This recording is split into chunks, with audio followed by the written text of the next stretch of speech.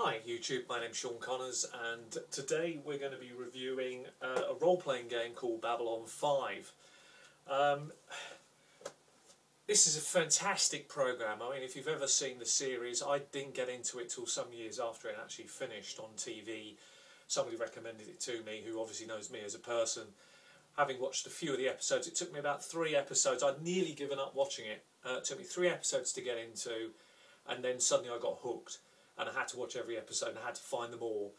And they are, without a doubt, so whoever, the bottom line is you can tell that the creator of the series is a role player. He must be, because it's all about character building and every story in the game. They have overall story arcs running, they have character arcs running throughout the entire series.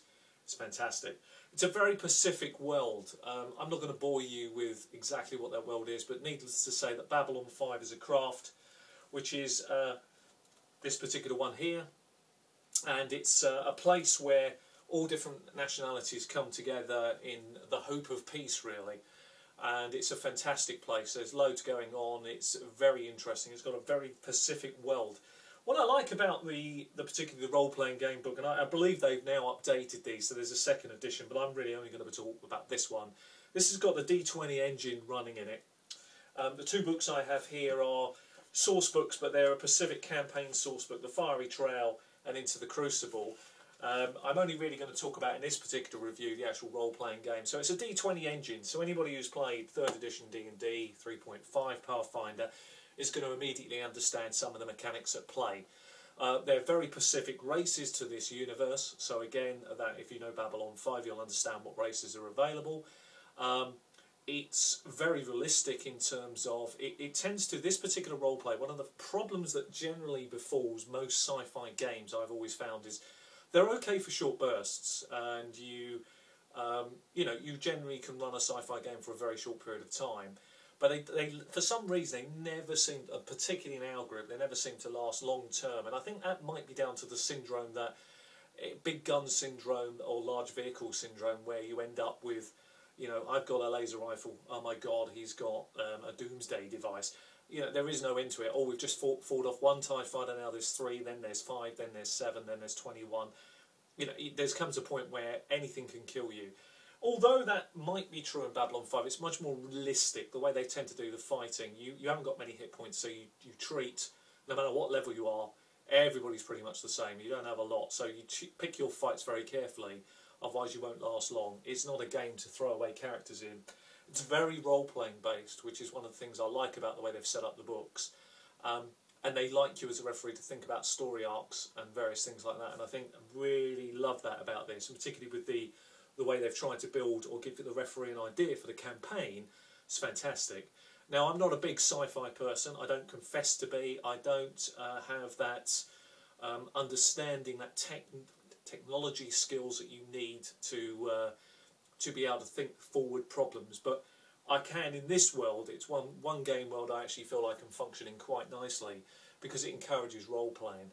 So Babylon 5 for me is a very, very good game. They use the D20 system, so immediately that's got very few problems in terms of running, and very easy for anybody who's played any 3rd edition at all or Pathfinder to pick up a game like this and actually play it.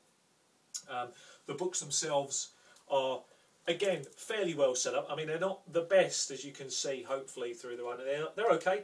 They've got colour pictures and plates in there of the various characters in the game and the various classes. Again, all the classes are very unique. There's quite a lot of source book information in there about what's going on in the world and where you want to pitch your stories, but it's very Pacific to the campaign world. But overall, I quite like it. I would say that as a system, it holds together very well. It's very realistic. It encourages more role-playing over role-playing, and the other thing that it does very well is it tries to keep the stories away from